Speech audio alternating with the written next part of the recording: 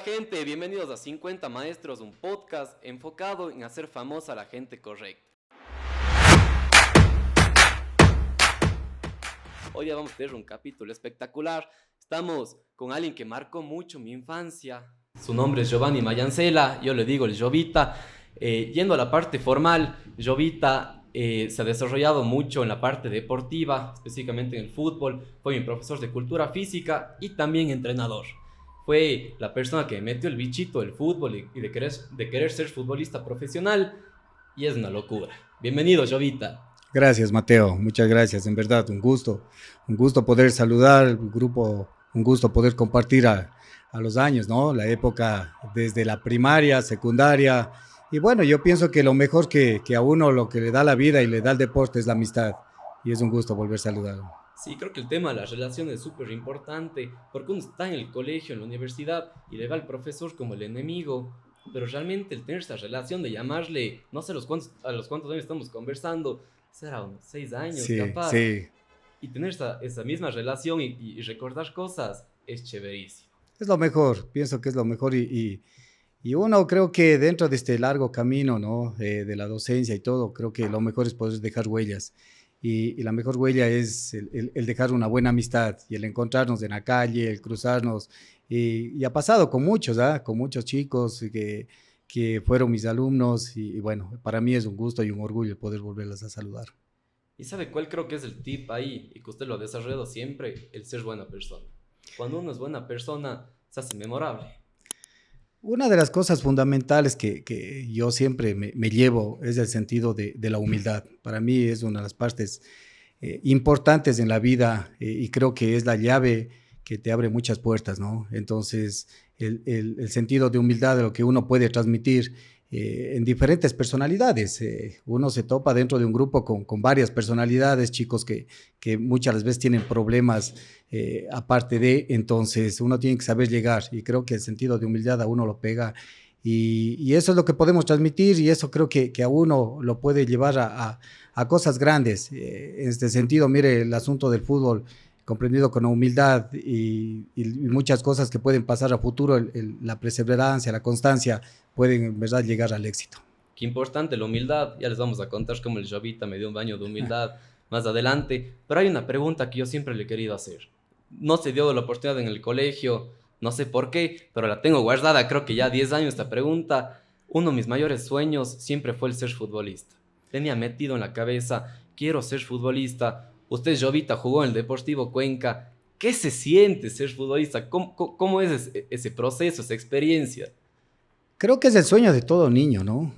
Todo niño que vemos en la calle, en el parque, en la escuela y en las academias, el sueño es llegar a ser futbolista. Ahora tenemos muchos personajes a donde creo que ellos se reflejan, ¿no? Hablamos de grandes figuras como Messi, que es creo que un emblema en el fútbol y todos quieren llegar a ser Messi. Y bueno, el sueño de acá, ¿por qué no? O sea, es un sueño que se puede conseguir y usted lo tenía muchas condiciones, Mateo, yo le digo, y no es porque estemos conversando aquí, fue uno de los jugadores que incluso lo empujé a que llegue más allá de, y bueno, pienso que ya en el transcurso en la vida también se da muchas situaciones, ¿no? El asunto de la constancia, el asunto de también factor suerte, yo creo que como niño también tuve esa ilusión de poder llegar a jugar fútbol profesional, lo pude conseguir, y bueno, pasando muchos obstáculos, ¿no?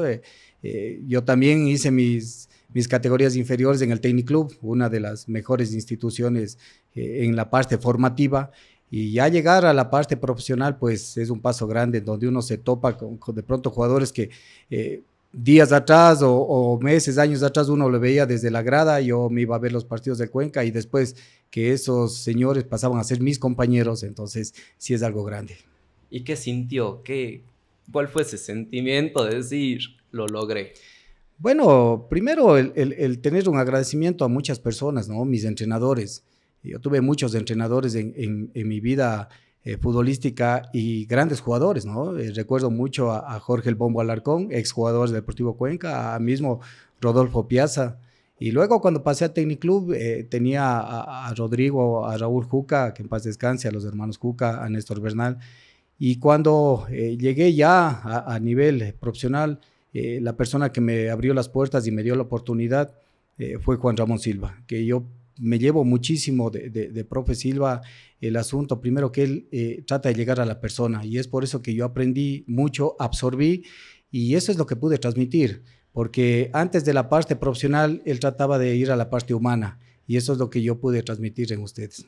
O sea, se enfocaba mucho en el tema de la relación, más que jueguen, metan goles, sino primero construir la relación y después el ya salir a la cancha ya era un tema de que ustedes ya sabían jugar. Sí, lo que pasa que, mire, yo recuerdo mucho en un partido, porque nosotros éramos en el año 93 un equipo limitado, puedo decir, en el sentido de cantidad, y muchas las veces a esa persona que a usted le motivaba, a esa persona que a usted le empujaba, a esa persona que confía en usted, uno dentro de la cancha muchas las veces los resultados no se dan y ya no había fuerzas.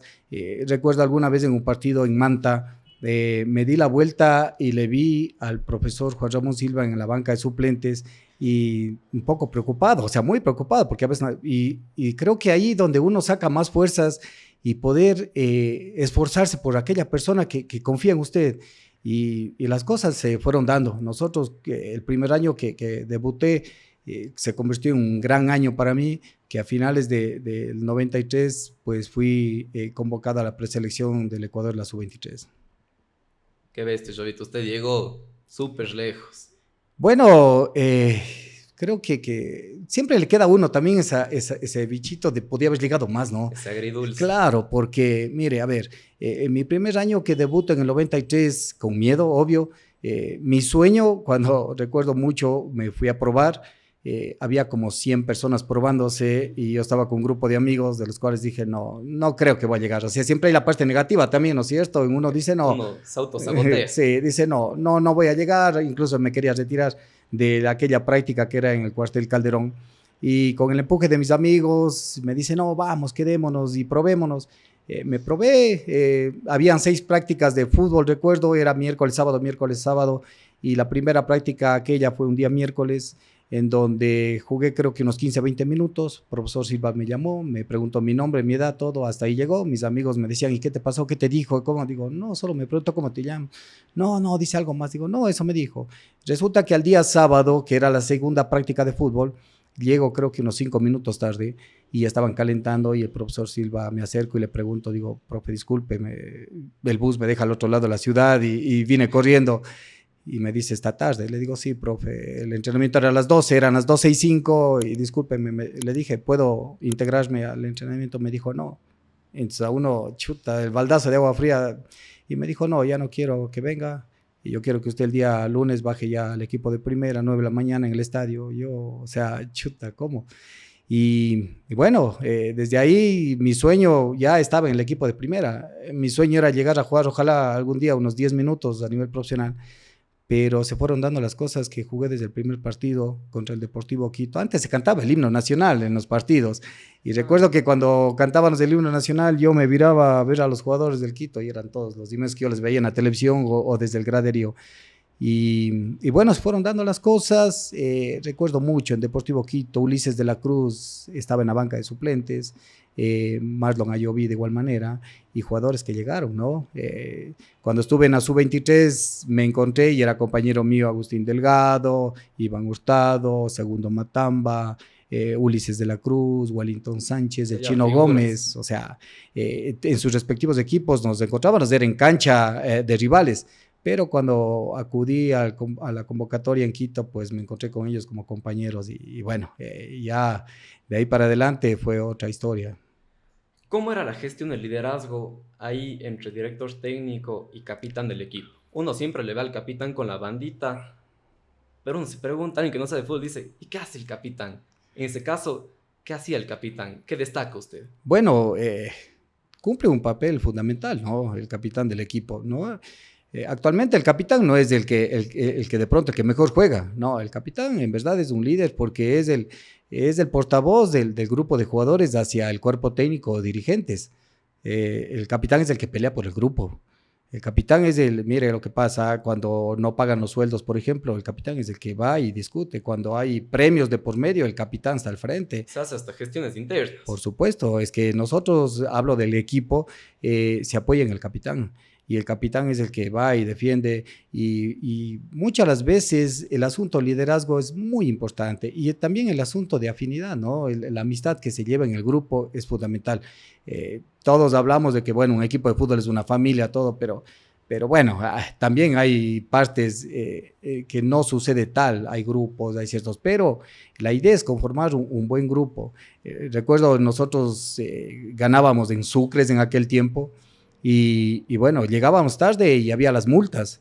Había las multas y contaban y dentro del grupo había un tesorero y cuando llegaban los sueldos de fin de mes teníamos que pagar esas multas y con todos los recolectados se hacía una buena parrillada para todo el equipo. Está bueno. Sí. Parrillada siempre es un buen plan. Por supuesto. Y la parte fundamental es el capitán. El capitán es quien defiende y está preocupado también del jugador, de qué es lo que pasa, la familia y todo.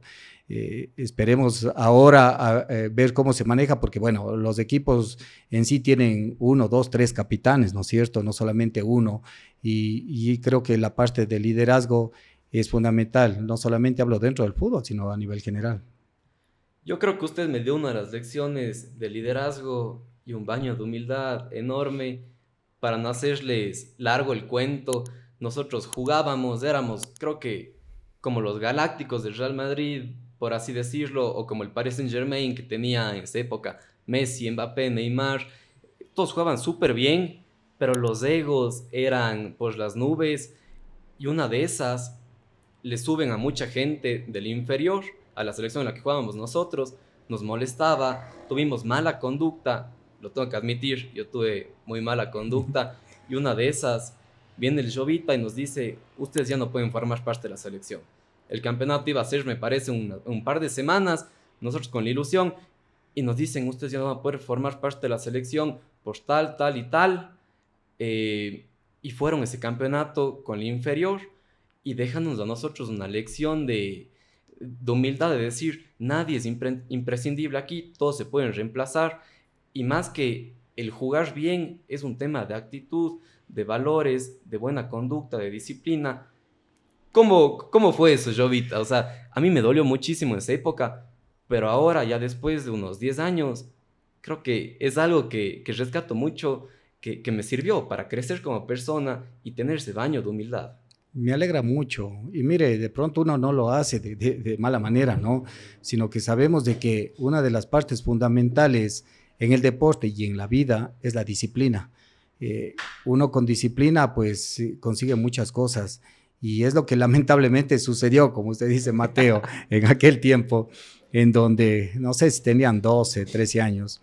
El ego estaba, pero, pucha, bien alto. Disparado. Claro, disparado. Y bueno, y lamentablemente creo que sucede y ahora lo puede entender por el asunto de edad, ¿no? Y la amistad. El ego se subió del uno, el otro también no quería quedarse atrás y el otro, y era un buen grupo, recuerdo, un buen equipo, con Martín, con Pablo, recuerdo también Jorge, había un montón de chicos de ese grupo que lamentablemente el uno le seguía al otro y no querían entrenar, que no, si él no está, entonces tomé la decisión de retirar siendo buenos jugadores, siendo titulares, siendo capitanes del equipo, les tuve que retirar del equipo y subir a los más pequeñitos y el campeonato jugamos con los más pequeños y creo que eso sirvió de mucho, como usted dice, porque año seguido después vinieron con toda la tranquilidad, humildad y consiguieron lo que anhela todo, ¿no? Conseguir el título. Justo eso quería decir.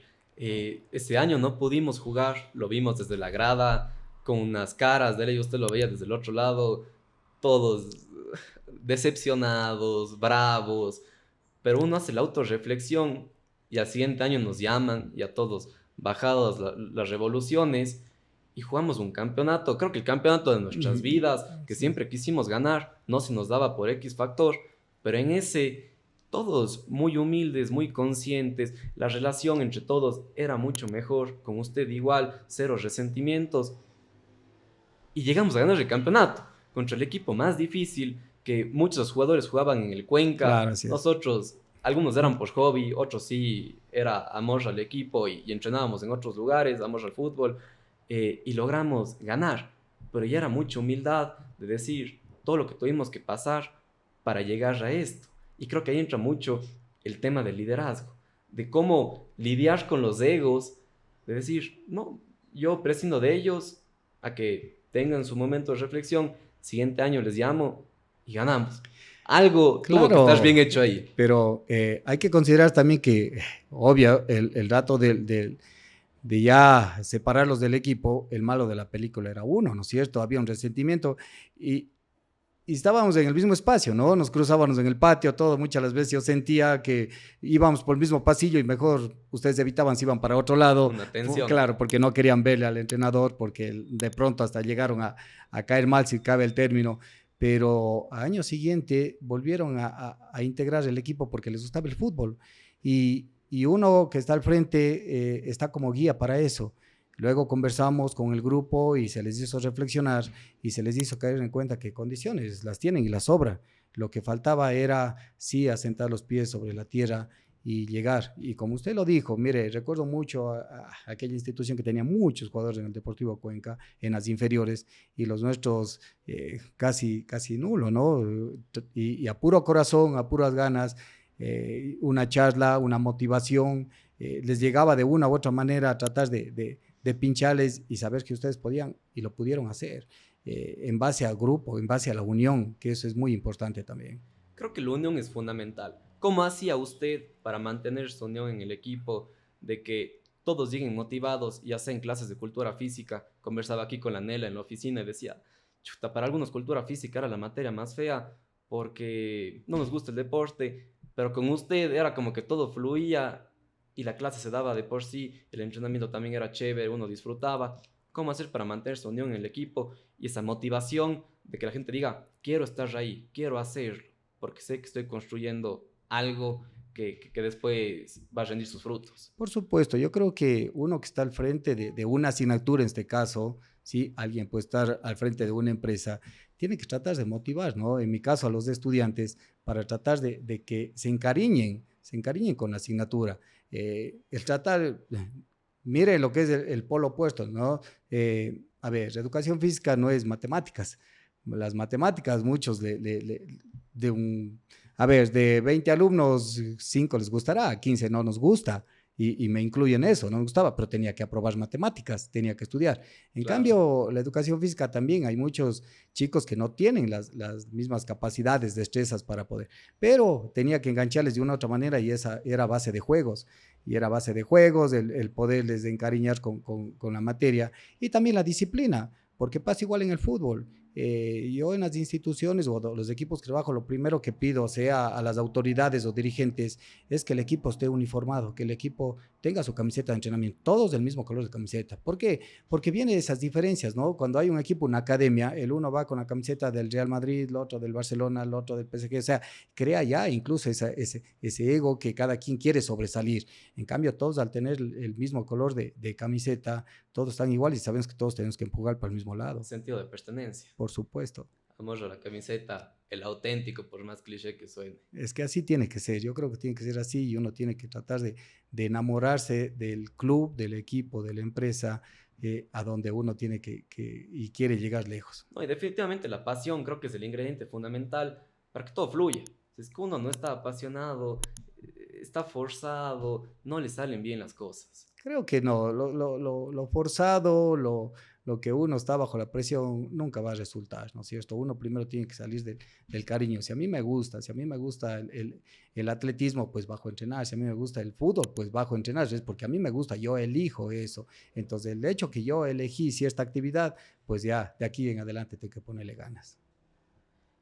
Otro tema fundamental que yo veía es el tema de la comunicación efectiva y la escucha activa.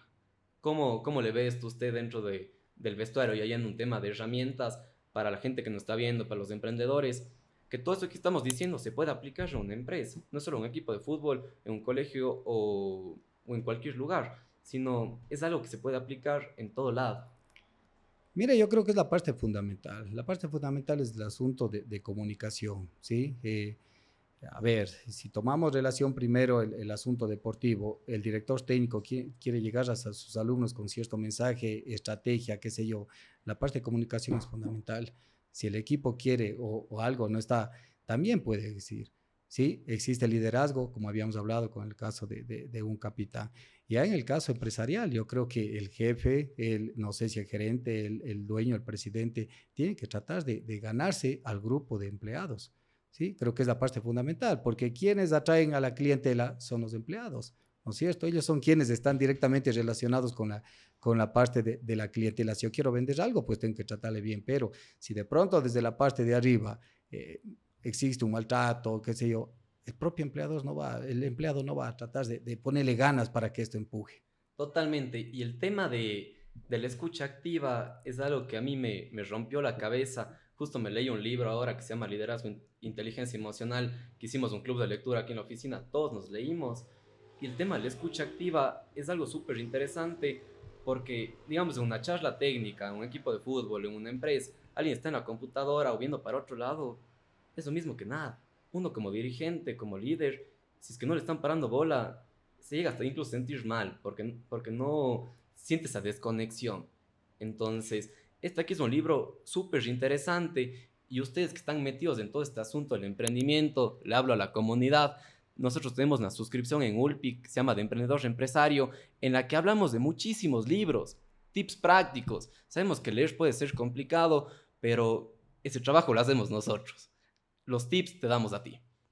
Dentro de eso, Jovita, y ya para ir cerrando, ¿cuál es un tip de liderazgo que usted pueda decir le dejaría a mi hijo?